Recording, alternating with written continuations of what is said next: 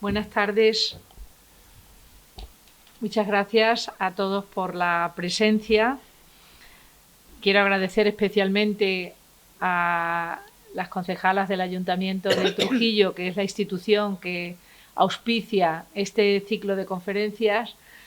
Como decíamos el pasado viernes en la presentación del ciclo, para impulsar que la sociedad trujillana conozca la Academia de Extremadura y conozca también esas actividades de nuestra Real Academia de las Letras y las Artes. Hoy nos acompaña nuestra directora de la Academia, María del Mar Lozano Bartolocci, y un académico de número, José María Álvarez, y una futura académica a la que damos la bienvenida a nuestra institución, Pilar Calán. Y el tema de la conferencia de hoy, cuando elegimos estas 4 visiones de Extremadura, nos parecía que la literatura extremeña tenía que estar, y si era de la mano de una figura emblemática como es la figura de Carolina Coronado, pues mucho mejor, porque además era de alguna manera el reconocimiento a una mujer pionera en su actividad vital, no solo profesional, sino también con una densa e interesante vida, como conoceremos de la mano de la persona que mejor lo puede hacer, que es la doctora Carmen Fernández Daza, también compañera de la Academia y miembro de la mesa, doctora en Filología, es directora y profesora en el Centro Universitario Santa Ana de Almendralejo, adscrito a la Universidad de Extremadura, institución que creó su padre, Mariano Fernández Daza, y a quien tuvimos el placer de conocer, también miembro de esta corporación. Y la Academia, el Centro Cultural Santa Ana, fue distinguido en su momento con la medalla de la Comunidad Autónoma en 2016 por la labor tan importante que Santa Ana ha hecho en pro de ese mundo universitario en un entorno que uno no espera, quizá, ¿no? Encontrarse un centro académico tan activo y tan implicado con la formación y con la creación de esos cuadros profesionales que en el futuro son los profesionales de la sociedad extremeña, en suma. Ella también es patrona de la Fundación Muñoz Torrero, fue presidenta de la Unión de Bibliófilos Extremeños entre el 2003 y 2011, vicepresidenta también de la Asociación Histórica de Almendralejo, muy activa, donde organizan constantes jornadas y actividades entre 2009 y 2019. Ha sido distinguida con la Medalla de Oro de la provincia de Badajoz en el año 2019 y además tiene una importante vertiente docente universitaria, no solo en el Centro Santa Ana, como hemos comentado, sino también en educación secundaria, profesora de bachillerato, o en la Universidad de Mayores de Extremadura, que a mí me gusta mucho destacar esta faceta porque creo que es una vertiente de la universidad absolutamente productiva y sobre todo muy gratificante para los que hemos colaborado con la Universidad de Mayores de la Universidad de Extremadura, porque es un colectivo totalmente implicado y apasionado en el conocimiento y que además yo desde el museo tengo la experiencia de tenerlos como asiduos asistentes a las conferencias de nuestra institución. Ha organizado la doctora Fernández Daza numerosas exposiciones bibliográficas, muchas de ellas, como se pueden imaginar, vinculadas con la figura de Carolina Coronado, y también ha sido miembro de comités científicos y de organización de distintos congresos. Y bueno, no voy a enumerar los libros, los artículos y la producción científica de la doctora Carmen Fernández Daza porque sería largo y prolijo, pero indudablemente la figura de Carolina Coronado vertebra ese hilo conductor de su producción escrita, porque ha trabajado en las diferentes vertientes, la familia de Carolina Coronado, Medellín Hernán Cortés, en la obra de las 2 escritoras extremeñas del 19, Carolina Coronado y Vicenta García Miranda, la obra epistolar de Carolina Coronado, en suma, muchísimas producciones. La última, si no estoy equivocada, es Carolina Coronado, el alcalde de Monterilla, ¿no? Que es la del año 23. y ella además ha tenido un firme empeño en recuperar esa obra inédita, que creo que es una labor muy importante, de nuestra paisana Carolina Coronado y de otras escritoras extremeñas del siglo XIX, con lo cual, como mujer, como académica, pues creo que es encomiable esta labor de recuperar estas mujeres que en ocasiones han estado en la niebla y que ahora afortunadamente salen a la luz cada vez más, por el papel que desempeñaron en su momento histórico y también por lo que han significado de avance para nuestra sociedad extremeña. Agradecerte, Carmen, tu disposición a participar en este ciclo, agradecer a todos los asistentes el que hoy nos acompañen y cederte el uso de la palabra para que nos ilustres a aquellos que venimos del mundo algunos siglos más atrás sobre esa figura que tú también conoces de Carolina Coronado. Muchas gracias. Muchas gracias, doña Trinidad, por esas palabras que nacen del afecto. Y yo la verdad es que me siento muy honrada de haber recibido este encargo, porque debo acercarles a la escritora más importante de la primera mitad del siglo XIX. Esto es así, para empezar. Fue doña Trinidad quien me eligió, me invitó para participar en este ciclo de conferencias, con lo cual vaya mi gratitud por delante, y quien eligió además el título de esta intervención, y ciñéndome a él he elaborado esta modesta disertación que les ofrezco con toda mi pasión y con todo mi cariño. Pionera es la persona que inicia la exploración en tierras vírgenes. También se llama pionera a quien se atreve a dar los primeros pasos dentro de alguna actividad humana desconocida. Ambas acepciones, una desde el plano metafórico, pero la otra desde el plano real, definen perfectamente a nuestra paisana. Ella exploró tierras vírgenes y prohibidas por completo para la mujer, algunas para la mujer de su tiempo, pero otras, sugería ella, para las mujeres del futuro, para nosotras. Y osó, desde su condición de mujer, iniciar un camino en esas tierras, reivindicando para sus iguales sus negados derechos fundamentales. Pero claro, la plataforma principal para tales reivindicaciones tenía que ser la palabra escrita. Por tanto, el primer paso imprescindible era, desde luego, validar la necesaria profesionalización como autora. En esta intervención trataré de analizar brevemente el recorrido por esos afanes, por ese afán primero, pero también con sus violencias añadidas, puesto que es la razón primordial por la cual la consideramos pionera. Pasaré luego a detenerme no ya en una visión global, tal como reza el título, sino a ofrecerle un ramillete de breves asuntos a los que llamaremos visiones, es decir, distintos aspectos concretos de esa realidad. La riquísima mirada de la escritora y de su pensamiento, la variedad de asuntos abordados por ella, haría de todo punto imposible dar una sola visión sin el riesgo de caer en una paleta monocromática que no la definiría. Por tanto, con esa imagen, la primera que conocemos de ella, la foto es de Laurent, pero está recuperando un dibujo mucho anterior, claro, de una Carolina muy adolescente. Les diré o inicio esta disertación exponiendo que la imagen autorial de las escritoras del siglo XIX ha cedido siempre a una mirada estigmatizadora o distorsionada. En nuestro caso, los apuntes biográficos contemporáneos a la autora alimentaron ese diseño de una imagen distinta a la real. Pero también a esta distorsión se acrecentó debido a las pseudobiografías filorrománticas de la primera mitad del siglo XX, en especial el articulito y el librito de Gómez de la Serna, pura ficción, y desde luego la novela, porque no se le pongo narración novelesca de Alonso de Sandoval.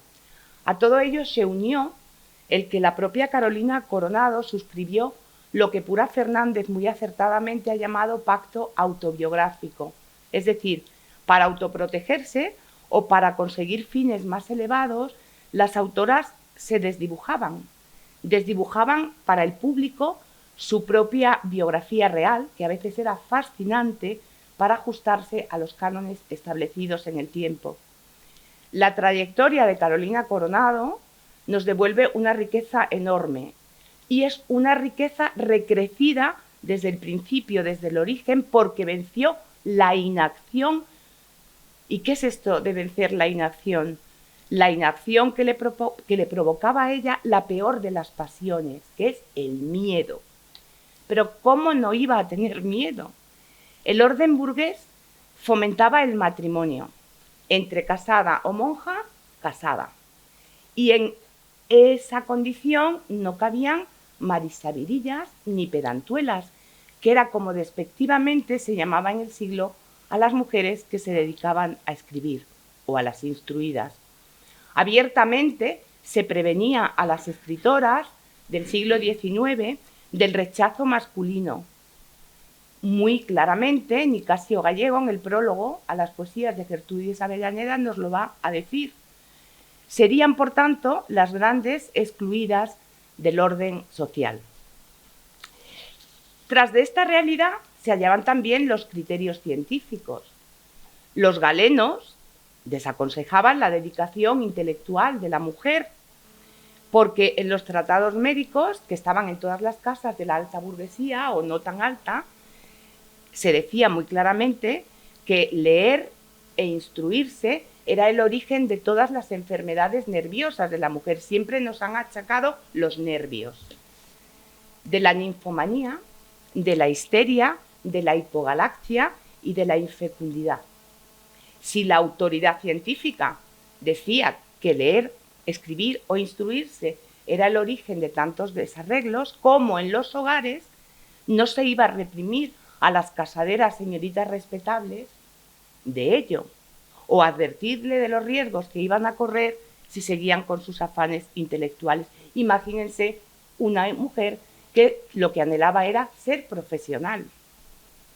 Muy tempranamente, solo con 19 años, Carolina va a escribir de esta irracional discriminación, pero sobre todo de la encrucijada, la imposibilidad de conjugar, la dedicación literaria o intelectual con el amor dentro del orden establecido. Lo dice muy claramente en sus cantos de Safo.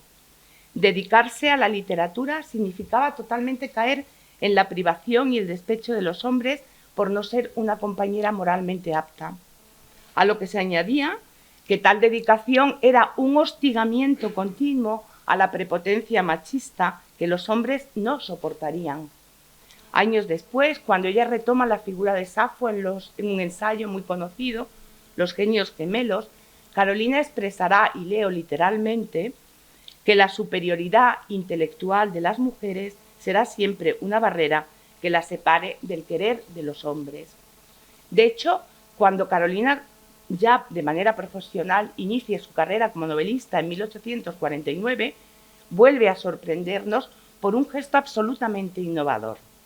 Anticipándose al gran Galdós, pionera, es la primera vez que ocurre en nuestra literatura, todos los títulos de sus novelas van a tener nombre de mujer, el de sus heroínas protagonistas, Jarilla, Musiña, Paquita, Luz, Sigea, Adoración, Ana de Mantua, etc., cuya única pero mayúscula heroicidad es sobrevivir emocional e intelectualmente en un mundo dominado por el hombre.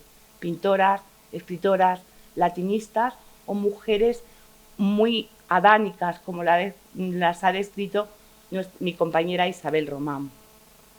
Rotundamente puede afirmarse que las mujeres del siglo XIX sufrieron el pánico a ser nombradas, el pánico ante la parodia, el pavor de enfrentarse en su intimidad, incluso familiar, al rechazo de quienes las rodeaban. Muchas de las mujeres, por esta presión, cedieron y no publicaron nada, pero otras, en la primera mitad ya del XIX, osaron saltar a la prensa. Y de entre ellas, sin duda alguna, la más atrevida fue Carolina Coronado, porque a diferencia, por ejemplo, de Gertrudis Gómez de Avellaneda, jamás usó seudónimo. La mujer que escribía se debía, nunca pueden olvidarlo, a una forma y a unos temas concretos. Podríamos decir que en la primera mitad del XIX también a un género, la poesía, el poético, pero en los límites de una poética muy estrecha, de damisela, encajera y bordadora, decía Gerardo Diego, en los que él no incluía nunca a Carolina, claro está. A la mujer pertenecían el sentimentalismo, el tono melifluo, la melancolía, la ternura, y siempre en metros adecuados a esas cadencias. También los temas domésticos, la religiosidad o la naturaleza, las recreaciones de ella, eran los asuntos propios de la feminidad. Todo cauce distinto era pernicioso.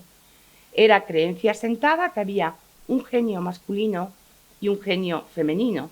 Desde esta perspectiva se va a producir un escrutinio público continuo sobre las mujeres que escriben y que utilizan el soporte de la prensa. En nuestro caso, vayamos a Badajoz, una pequeña ciudad en 1839 y escasa culturalmente, y una joven de 18 años que ha decidido ser escritora. En su plan no cabía por vez primera publicar en un periódico local o un periódico de provincias. Ese no era su plan porque no tendría repercusión. Madrid era el objetivo. ¿Y cómo lo hacía? Pues se sirvió de los contactos de sus allegados, especialmente de su tío Pedro Romero, pero también de su amigo Gabino Tejado, para llegar. Y finalmente, en noviembre de 1839, el periódico El Piloto, dirigido por Donoso Cortés, le va a publicar un poema que se llama La Palma, que es muy interesante porque ya directamente nos dice cuál es su pretensión, pero lo que me interesa es la nota que precede al poema. Donoso Cortés nos dice que se distancia del género puramente femenino y que abre sus versos al razonamiento, a la innovación, al vigor poético, que se consideran masculinos. Carolina dice literalmente: posee pensamientos originales y viriles. Por tanto, desde sus inicios creadores no se señala el hecho de escribir, sino cómo escribe, la transgresión. Asimismo, su tío Pedro Romero, también en el año 39, se pone en contacto con su erudito colega Tomás Sancha, que era bibliotecario de la Nacional y conocía a Hartzenbusch, y Hartzenbusch va a presentar a Carolina Coronado en el entreacto. Uy, no estoy pasando aquí nada. Ese es un médico de los Gertrudis, es su amigo Gabino Tejado, y me disculpan, Juan Donoso Cortés. Bueno, le va a publicar un poema en el entreacto, y es la primera vez, pionera, la primera vez que una mujer va a publicar en ese periódico donde solo publicaban los contemporáneos hombres más en boga, los poetas más modernos. Inmediatamente periódicos de enorme tirada, como El Español o el Seminario Pintoresco Español, entonces dirigido por mesoneros romanos, van a dar cabida a sus textos poéticos. Ya estaba en el camino. Pero a ella le revolvía la censura, el no poder escribir de temas prohibidos a la mujer. No podía escribir de asuntos cercenados para su sexo, morales o políticos, o tener plataformas donde su ironía pudiera fluir con resolución. Entonces necesitaba introducirse en cotos vedados, aunque fueran masculinos, y lo hizo.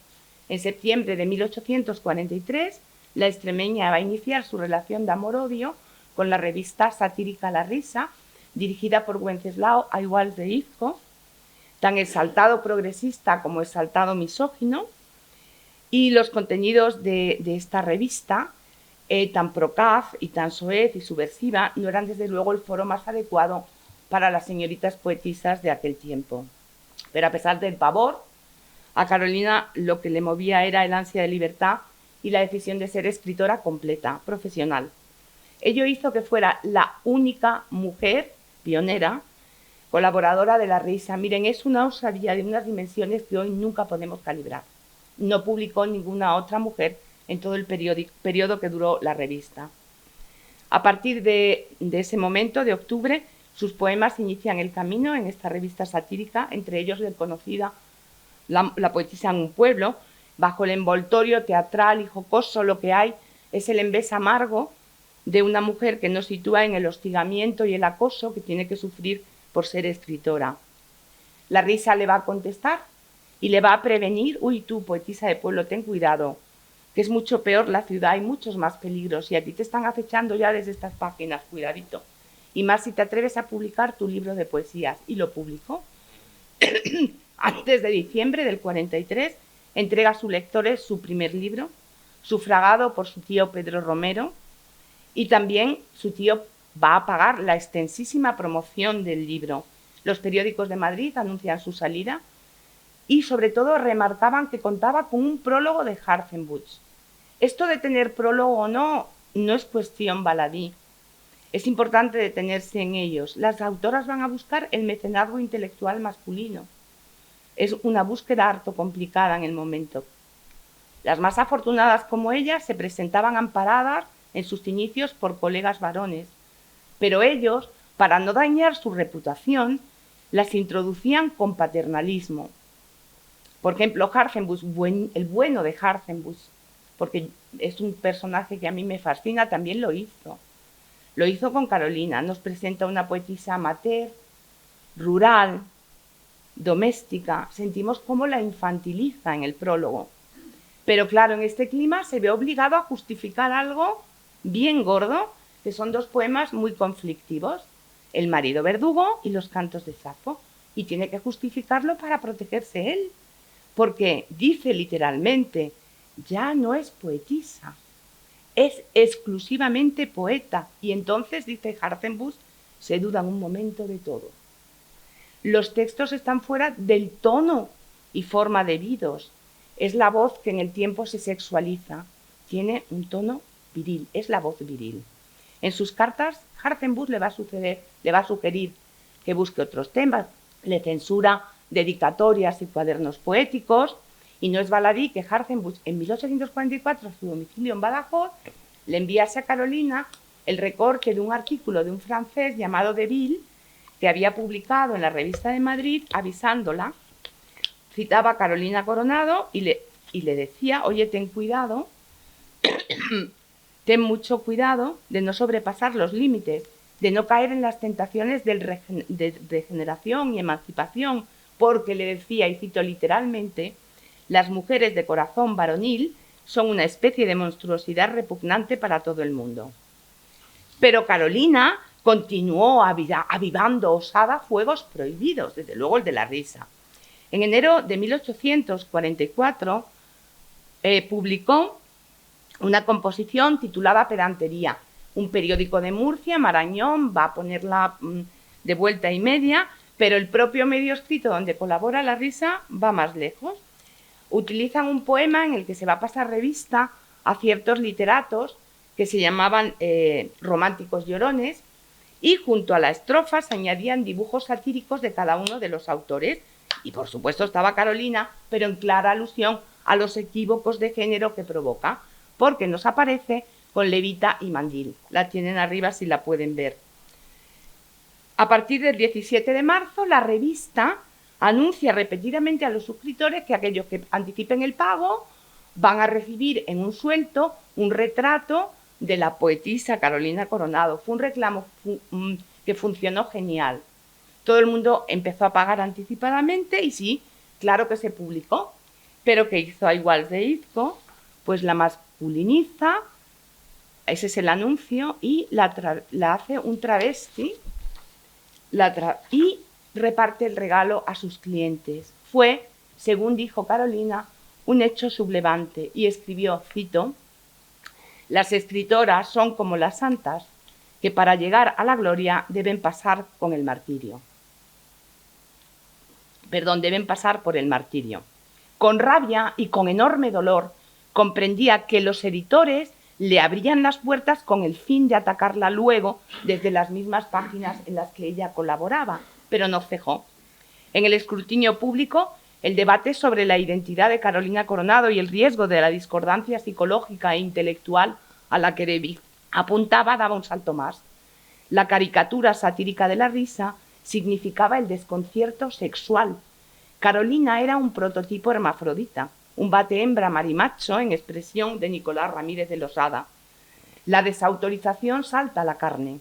Neira de Mosquera centró sus invectivas periodísticas contra Coronado en la ambivalencia.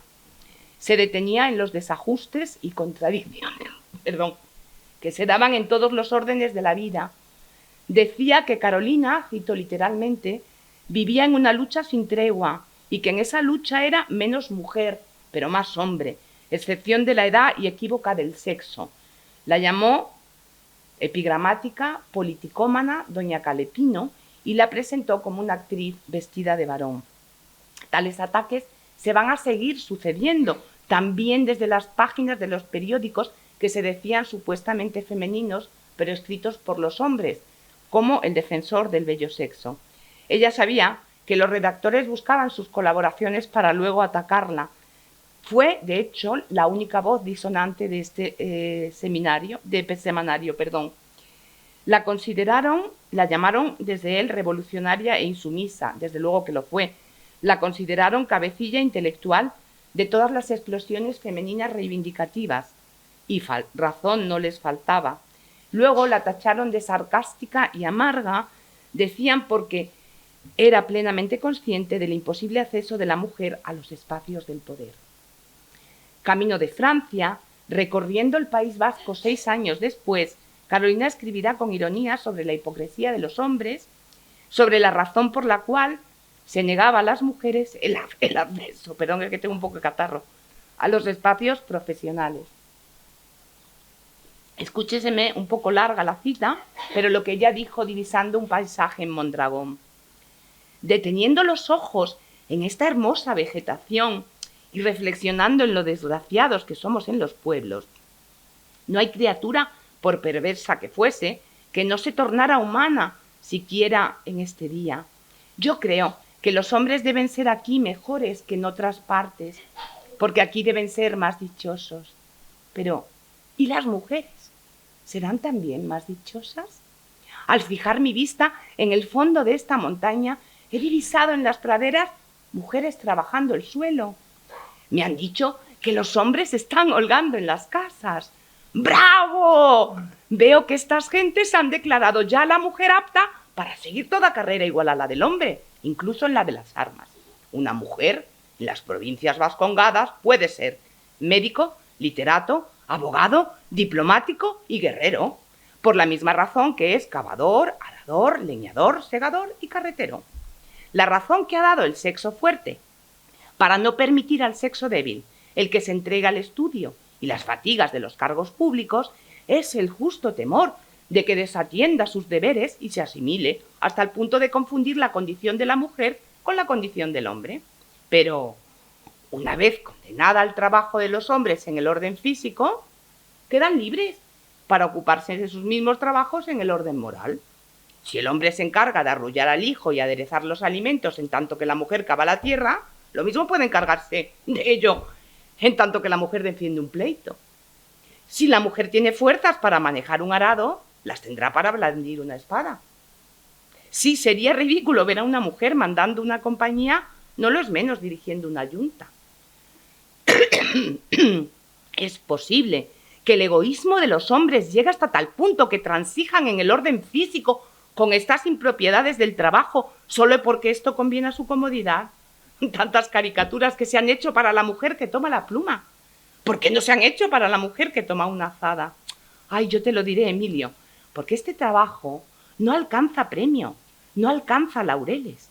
No es el esfuerzo del trabajo, sino el éxito del esfuerzo lo que inquieta a los hombres. Excluyen a la mujer de las ciencias y de la literatura, no por el temor de que sufra en la lucha, sino por el temor de que venza. Ellos la dejarían estudiar y examinarse si hubieran de recibir siempre calabazas. Por todo ello, pero especialmente para liberarse del necesario patronazgo masculino, Carolina Coronado promovió por vez primera y de una manera increíble, muy activa, el matronazgo intelectual, un neologismo acuñado por Estefanía Cabello, una vez más pionera. Es decir, las escritoras que ya habían abierto su camino profesional serían quienes avalasen a otras que lo iniciaran, sin necesitar la condescendencia del hombre. Ellas serían quienes, cito literalmente a la autora, reclamasen los legítimos derechos de las mujeres a ser ilustradas ante la tiranía del hombre. En 1845, Carolina va a llamar Sociedad de Poetisas a esta red de sororidad que ella ideó. Toda la obra de Carolina está transida por este mensaje, pero también sus hechos. Entre una miríada de ellos que no puedo acercarles, sí, por ejemplo, diré que se sirvió del Liceo de Badajoz, donde era miembro destacado, para abrir el periódico a creadoras. Y allí nació también el pensamiento. Aunque el nombre de su hermano aparece como una tapadera doméstica innecesaria, la verdadera directora del periódico era ella y suya era la batuta editorial. Su trabajo partió de garantizar un número de colaboradores foráneos, porque de esta manera también garantizaba el que no se quedase reducida la revista al espacio badajozense. A partir del 45, los anuncios que aparecen en los periódicos más importantes de Madrid o los puestos de venta del pensamiento en Madrid y Barcelona nos hacen ver hasta qué punto era trabajadora incansable esta incombustible mujer. Ese es el pensil y este es el pensamiento.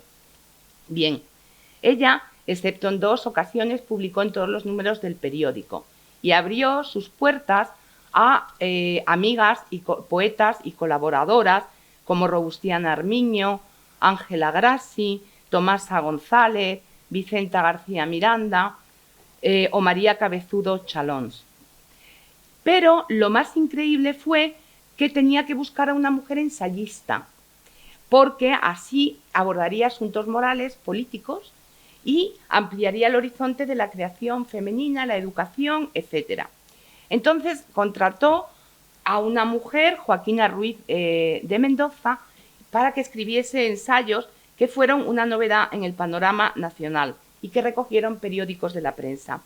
Es un hecho muy notable que conviene significar, una vez más pionera, el que en la estrechez de todos los contextos presupuestario, geográfico y social, ideó y sostuvo 7 meses un periódico de este tipo en el que por primera vez una mujer publicaba ensayos de los que los hombres llamaban sesudos. De entre un mar de ejemplos también posibles, solo voy a destacar 3 osadías periodísticas de esta intrépida escritora. Una fue la creación en 1849 de una revista bilingüe en portugués y español llamada El Frontero, editada en Badajoz, pero con un director lisboeta en la parte lusa, Francisco Pereira de Almeida. Esto fue gracias a la conexión intelectual. Bueno, esta revista tengo que decir que es la primera revista bilingüe en España, pero también en Portugal. Es anterior a la famosa revista lisboeta del Mediodía, o sea, es pionera, imagínense. Fue posible gracias al entendimiento intelectual y emocional con Benito Viceto, que estaba entonces establecido en Badajoz. Como saben, él es el antecedente del resurgimiento gallego y de la ideología celtista. A ambos le debieron unir muchas cosas, pero sobre todo el amor a Portugal y el convencimiento de que tanto Galicia como Portugal eran identidades quebradas por falsas fronteras políticas. No solo era filolusismo, ojo, era mucho más allá, era iberismo. Conocida es la defensa de Viceto sobre la unión de los 2 reinos, pero no menos conocido es que Fernández de los Ríos nos decía que Carolina había escrito, cito literalmente, excelentes artículos demostrando la necesidad de la unión de los 2 reinos que forman nuestra península, es decir, la Unión Ibérica o el sueño de los liberales de 1830. El segundo hecho es la consideración necesaria de saber que es la primera reportera del periodismo español, anticipándose a doña Emilia Pardo Bazán, una vez más pionera. En 1851 es contratada por Fernández de los Ríos para ir a cubrir las noticias de la Exposición Universal de Londres, y uno de esos testigos son sus epístolas inconclusas, Paseos del Tajo al Rin. El tercer hecho es su dedicación en prensa, no ya como articulista, sus artículos periodísticos son magníficos, sino como ensayista y crítica literaria, un hecho hasta entonces desconocido para una mujer. Llegó a inventarse una escritora francesa llamada Amélie Richard para polemizar con ella sobre cuestiones literarias. De sus ensayos vamos a señalar Los genios gemelos, que eran una serie de paralelismos entre personajes históricos cuyo índice sí conservamos, del que solo pudo publicar el primer número por el escándalo tremendo que sobrevino a la publicación y porque el periódico tenía miedo a perder lectores si le seguía publicando esos artículos. Es el famoso paralelo entre Safo y Santa Teresa de Jesús. El ensayo, tan profundo como desconcertante, pasó a ser considerado pernicioso moralmente por muchos medios. Cecilia Boll de Faber se frotaba las manos allí en el puerto de Santa María diciendo: ahora sí que le van a dar a Carolina, no las podía ver, claro. Y consiguió que escribieran, por ejemplo, en La Esperanza unos artículos contra Carolina tremendos, pero sobre todo la Censura, que era un periódico católico muy importante porque daba a los lectores que se podía y no leer, prohibió por completo la lectura de este ensayo, pero también prohibió por perniciosas moralmente las novelas Jarilla y Adoración. Visiones, tantas como el tiempo nos lo permita. Yo voy a parar cuando el tiempo. Visión primera. Problemas sociales, dramas humanos, que también lo son en el 2025. Visión primera, la ludopatía o las casas de juego hoy. El trastorno del juego ha sido abordado por primera vez por la autora en 1845 en el poema narrativo La encina de Botoa. El uxoricida Diego Mercader, el protagonista del poema de Carolina, se había casado por un interés solo económico, porque se había arruinado debido a la ludopatía. Lo interesante del poema, a mi juicio, es el trazado psicológico del personaje masculino, ya que es descrito con mucha destreza al ser punzado por la temeridad, el recelo, la obsesión compulsiva, el trastorno delirante, que disloca por completo la convivencia y que anula su entorno familiar, en este caso a su mujer, víctima de la fatal celopatía añadida del marido enfermo y verdugo. En 1849, Carolina Coronado va a retomar este asunto en una pieza teatral, El alcalde de Monterilla. Tiene muchísimo interés porque aborda en clave de humor, pero con claro fin moral, el juego compulsivo, una enfermedad que trasciende y desordena, en este caso, no solo ya el entorno familiar, sino social. En el juguete cómico, el protagonista es un regidor rústico o de Monterilla llamado Hipólito, alcalde de Nogal, para mí, léase Nogales, por supuesto, y su primera actuación va a ser atender la demanda de 3 mujeres del pueblo, prácticamente arruinadas por sus maridos o hijos, y por el recién inaugurado también café, un negocio postizo que ha sido introducido en la aldea. De manera que la situación familiar que este vicio desencadena en el seno de los hogares, de los pueblos, hace que las principales víctimas sean las mujeres. La obra es una sátira social contemporánea que se detiene en denostar la hipocresía, de barnizar las adicciones, la ludopatía o el alcoholismo bajo la pátina de refinamiento. Coronado va a trasladar al papel el debate sobre los juegos de azar que se está produciendo en los años 40 del 19 y que ocupa páginas y páginas de la prensa. Por eso decimos que es una obra contemporánea, no solo porque la podamos situar cronológicamente en la primera mitad del 19, sino porque aborda una preocupación social candente en el tiempo, elabora una ficción sustentada, inspirada no solo en referencias periodísticas, legislativas o librescas, sino en vivencias personales, las de una mujer cuyos límites no se pueden quedar reducidos al hogar, una mujer comprometida socialmente que no permanece callada al margen de los males de su tiempo. En 1873, la ludopatía va a ser objeto de una de las novelas contemporáneas, también La rueda de la desgracia. En ese tiempo se habían prohibido ya las casas de juego en España, pero se había hecho la excepción con San Sebastián, de ahí que el escenario geográfico se traslade a la San Sebastián. En La rueda de la desgracia se retrata el vicio de la alta sociedad, ahora sí, caballeros y damas de buen tono dilapidando sus fortunas en la ruleta, y es el suicidio, el drama al que conduce la adicción, todo ello en un hilo narrativo trágico, a diferencia del alcalde de Monterilla, en que la ludopatía se encuentra vinculada solo al sexo masculino, pero valiéndose de hilos jocosos, traslada al lector todos los males y la idéntica conclusión moral. El juego, nos dice, anula el raciocinio, conduce al insomnio, a la enfermedad física, genera desequilibrio y violencia familiar, fomenta delitos como el hurto, provoca el rechazo social, vicios como la ociosidad y desde luego la ruina. El proceder, además del alcalde de Monterilla ideado por ella, nos da cuenta el conocimiento de la autora muy preciso sobre la legislación en materia de juegos de azar. Visión 2. El suicidio. Primera causa de la muerte entre los años 12, o sea, entre los adolescentes de 12 a jóvenes de 29 años hoy en España. El suicidio es un asunto que encontramos de modo muy frecuente en la obra de Carolina Coronado. Aparece de manera central como armazón de un argumento o bien mediante alusiones secundarias en numerosos textos y géneros literarios distintos. El salto de Leucades, Alarra, La rueda de la desgracia, Paquita, Jarilla, en un largo etcétera. Pero no se limita la escritora a trasladar al papel de un modo el argumento de un asunto romántico al uso, sino que va a procurar abundantemente analizar las causas del mal. De todo, no me voy a meter en este mar, pero sí tengo que decir que los héroes más cercanos al prototipo romántico, el suicidio por amor, como Román en la novela Jarilla, son convertidos en antihéroes por la autora. El suicidio de Román, despeñado en las sierras de Nogales, es un ejemplo, porque al final apostilla la autora, lo pone en el descrimiento y la tibieza. No fue débil, pero no fue fuerte. O sea, se carga al héroe. Sin embargo, a mí me interesa que el suicidio es objeto de artículos periodísticos. Tomaremos dos como ejemplo: suicidio de un poeta, El último día de carnaval, y suicidio de los niños. Nos interesa, por su modernidad y hondura, detenernos en la mirada de la escritora al procurar de un lado situarse en las tribulaciones del suicida y de otra a desestigmatizarlo ante la opinión pública. En 1851, Coronado vivía el primer carnaval en Madrid.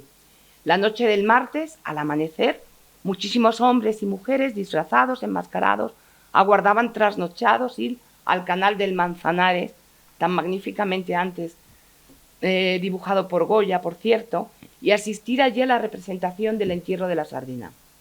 Pero al alba, las aguas de ese canal arrojaron el cuerpo sin vida del joven de 20 años, José de Iza. Carolina no se va a limitar a describir la crónica del suceso con afán informativo como otros de sus colegas, sino que ahondó en los motivos de esa muerte y con toda crudeza, abierto su corazón en canal, reflexionó sin tapujos sobre la dura realidad de una sociedad que al perder sus valores crea suicidas. Tengo para mí que por primera vez en la historia del periodismo español alguien describe en un breve artículo la insoportable angustia de quien sufre acoso psicológico y cuya última consecuencia es el suicidio de la víctima. En 2 párrafos del artículo censura las descalificaciones que tuvo que soportar Iza, las burlas que atentaban contra su dignidad. ¿Qué derecho, dice Carolina, tenía el vulgo de burlarse de él? Iza no estaba loco, como muchos creen, no. Sencillamente le espantaba la frivolidad del mundo, se sentía solo y falto de afectos, sin fe. No creía en el amor, en la amistad ni en la gloria. Desde su artículo ella va a arañar el corazón de los que le rodeaban y de los que no le prestaron ayuda, pero también el de las autoridades políticas. Hay un valiente ataque a la censura ejercida desde el poder, porque José de Iza necesitaba derramar su sátira y sus angustias y no se lo permitieron. La Junta Censora le cerró el periódico satírico La Víbora.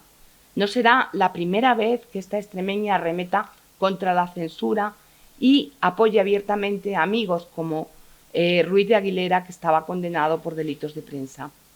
Coronado explicaba: Iza abrigaba en su corazón el veneno de la sátira. No pudo derramarlo escribiendo y le abrasó las entrañas. La Víbora hubiera sido un desahogo a su espíritu concentrado. La prohibieron y se mordió a sí misma. Pero no solo estaba el suicidio originado por el acoso. Un alto número de jóvenes, mujeres, niños, ancianos habían decidido poner fin a sus vidas en esos años que ella transitaba. Lo define como una enfermedad, virus suicida. Dio muchas razones. Primero, ¿qué ha propiciado este crecimiento desorbitado? El hombre convulso del 19 era un ser decepcionado, Todas las esperanzas de libertad y progreso, de mejoras que habían impulsado tantas guerras y de revoluciones, se desmoronaban una vez habían concluido. Los hombres, escribe ella, al sentirse más esclavizados que antes, se desesperan y se revuelven contra sí mismos. Luego, la revolución industrial y la emigración a las ciudades de tantos campesinos, de gentes rurales, de profesionales, buscando un mejor modo de vida frustrado, genera esta desazón.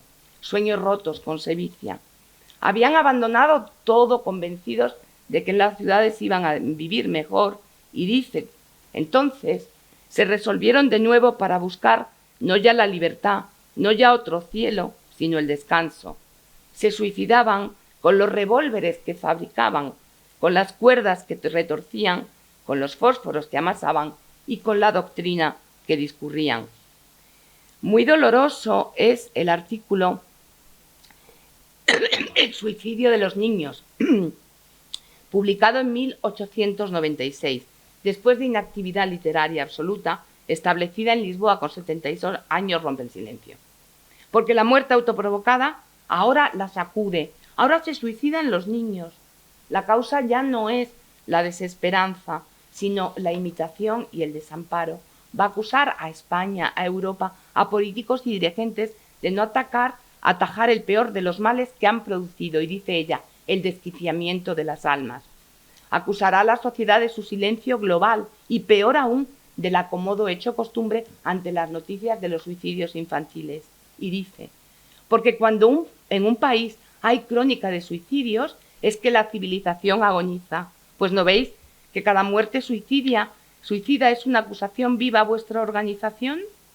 En esta revulsión que habéis hecho en los pueblos para vaciar sus condiciones físicas, habéis producido el desquiciamiento de las almas. ¿No será el suicidio la forma definitiva de vuestro aniquilamiento moral?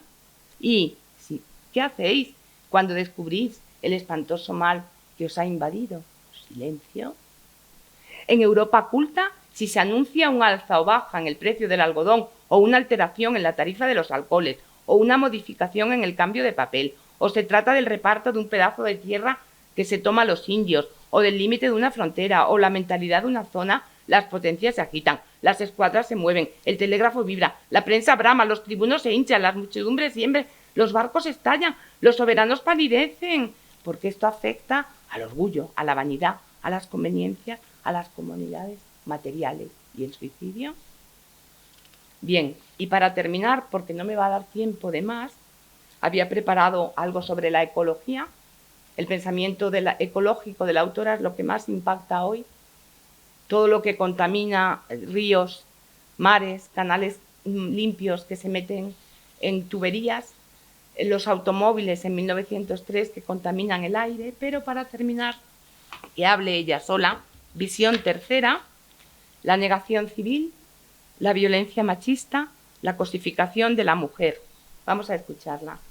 Los derechos fundamentales negados, selección de versos. Risueños están los mozos, gozosos están los viejos, porque dicen, compañeras, que hay libertad en el pueblo. Muchos bienes se preparan, dicen los doctos del reino, si en ello los hombres ganan, y por los hombres me alegro. Mas por nosotras las hembras ni lo aplaudo ni lo siento, pues aunque leyes se muden, para nosotras no hay fuero, libertad. ¿Qué nos importa? ¿Qué ganamos? ¿Qué perdemos? ¿Un encierro por tribuna y una aguja por derecho? Libertad. ¿De qué nos vale si son los tiranos nuestros, no el yugo de los monarcas, el yugo de nuestro sexo? Libertad, pues no es sarcasmo el que nos hacen sangriento con repetir ese grito delante de nuestros hierros. Los mozos están ufanos, gozosos están los viejos. Igualdad hay en la patria, libertad hay en el reino. Pero os digo, compañeras, que la ley es solo de ellos, que las hembras no se cuentan, ni hay nación para este sexo. Violencia física y psicológica contra la mujer, escrito con menos de 19 años. También selección. Bullen de humanas formas revestidos, torpes vivientes entre humanos seres, que ceban el placer de sus sentidos en el llanto infeliz de las mujeres. Nunca el verdugo de inocente esposa con noble lauro coronó su frente. Ella os dirá, temblando y congojosa, las glorias hazañas del valiente. Ella os dirá que a veces siente el cuello por sus manos de bronce atarazado y a veces el finísimo cabello por las garras del héroe arrebatado, que a veces sobre el seno transparente cárdenas huellas de sus dedos halla, que a veces brotan de su blanca frente sangres las venas que su esposo estalla. Y ay, del tierno corazón llagado, más sangre, más dolor la herida brota, que el delicado seno macerado y que la vena de sus sienes rota.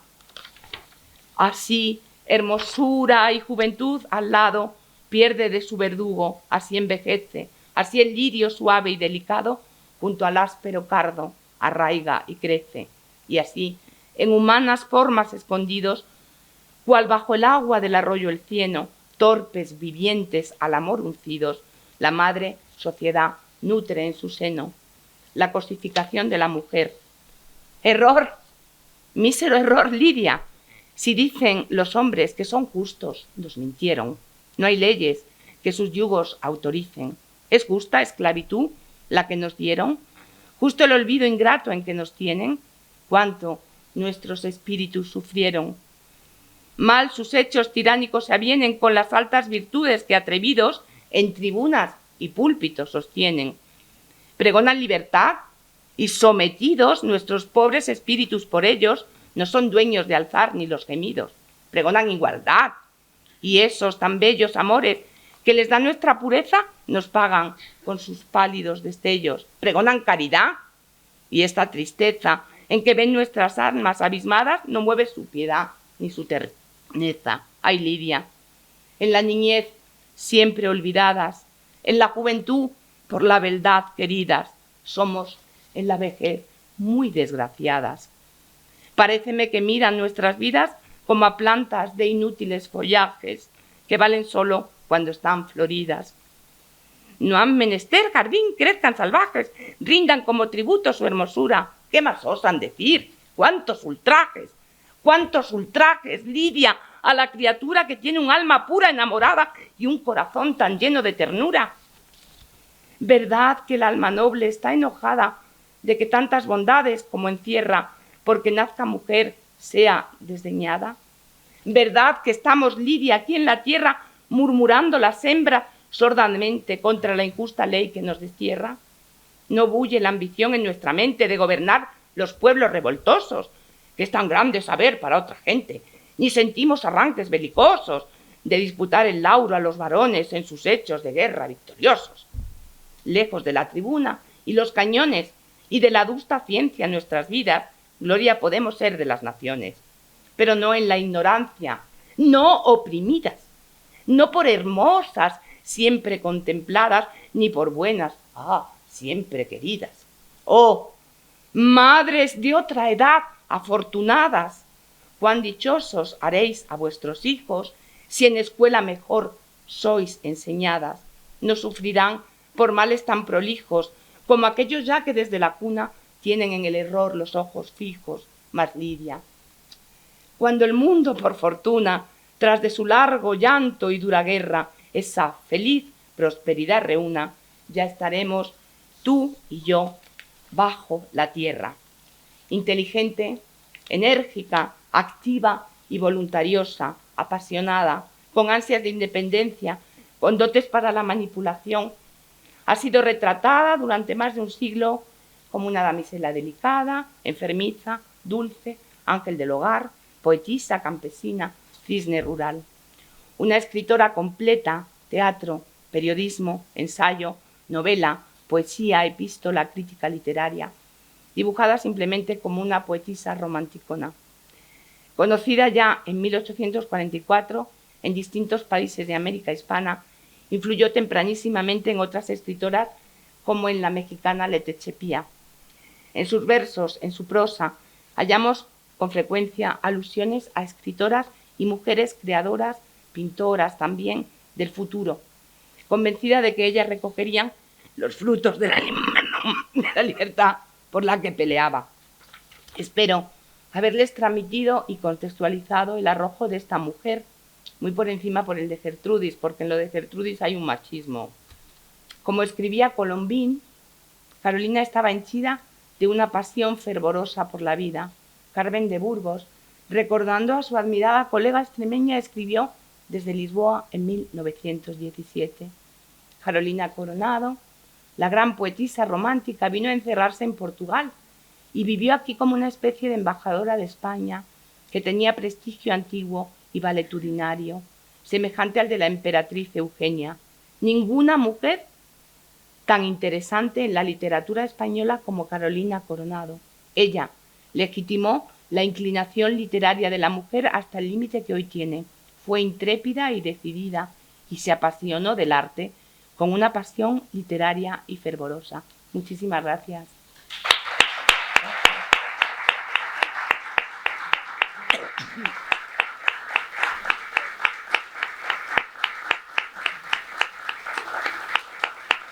Ya. Les he dejado, por si a alguien le interesa, entre sus muchas reivindicaciones que estaban aquí, pero no me ha dado tiempo, por supuesto estaba la reivindicación de las comunicaciones terrestres de Extremadura. Entonces, si a alguien le interesa su reivindicación, les dejo aquí unas fotocopias. Yo les recomiendo que se lean la carta a los señores diputados porque es una genialidad en ironía fantástica, ¿vale? Es un viaje que hace, llega tarde a Madrid y entonces dicen, oiga, que Extremadura existe y yo tengo que ir a mi país, que es este, y llego siempre tarde a Madrid, ¿vale? Se lo dejo aquí. Muchas gracias por su atención y su cariño. Muchas gracias.